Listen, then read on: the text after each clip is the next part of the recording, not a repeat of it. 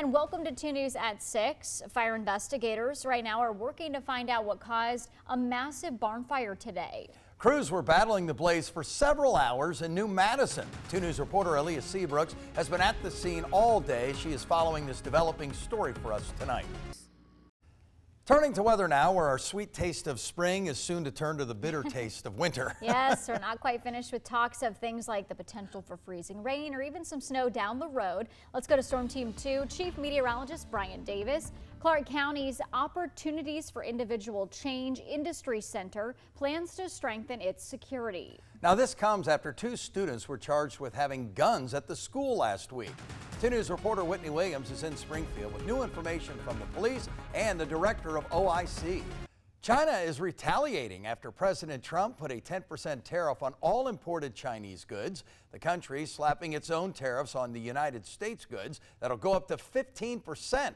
Experts say this back and forth raises the risk of spiraling trade war between the world's 2 biggest economies.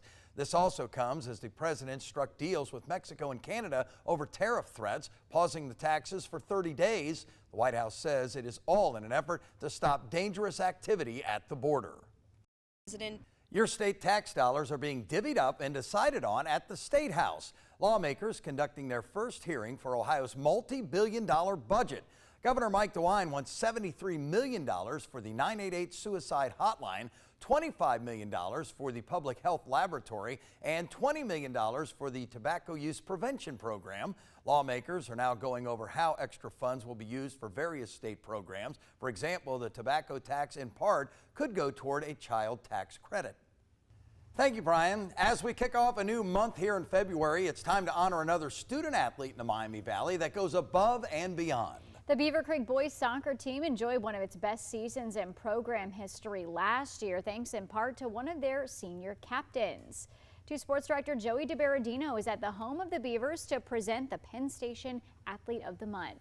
Thank you, Brian. Go Flyers tonight. Joey, enjoy the game. Bring back the highlights. That's it for 2 News at 6. NBC Nightly News is next. We'll be back at 10 on Dayton CW, right back here at 11. Have a great night.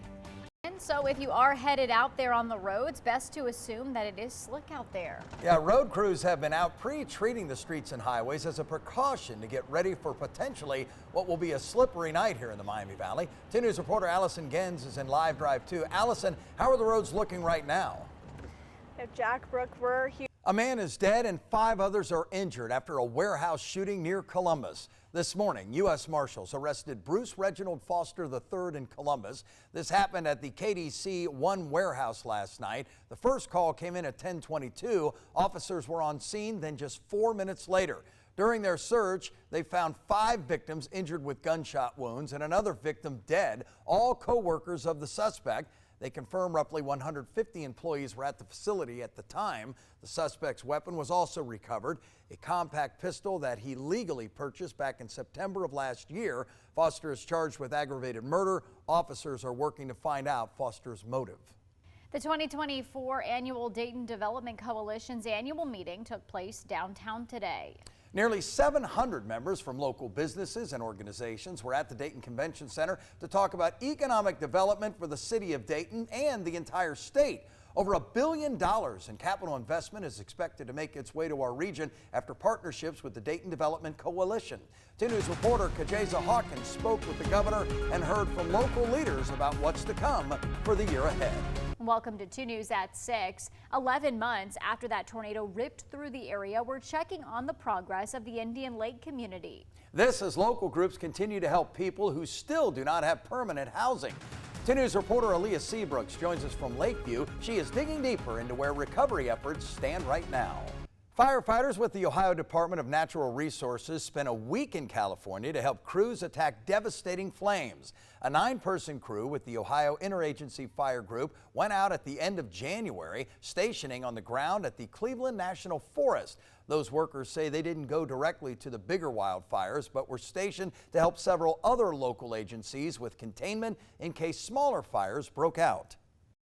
A lot of these fires have On July 1st, 2021, the NCAA approved name, image, and likeness, allowing student athletes to make money from their personal brand. And ever since, players have been saying, show me the money.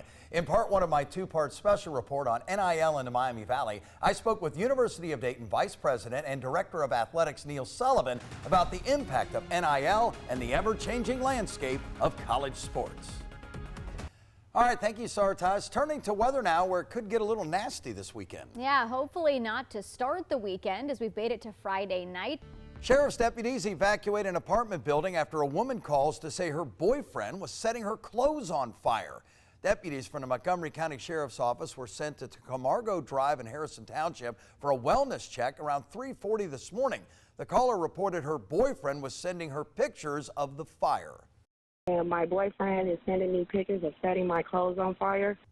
High school juniors from the Miami Valley are learning how to make a difference in the community. The Dayton Foundation and the YMCA organized Making a Difference in Your Community Day for students in the Junior Leadership Dayton program. One Friday per month, the students get out of class to learn about what it means to serve their community. Organizers say the main thing that they hope the students take away is realizing their ability to make a difference.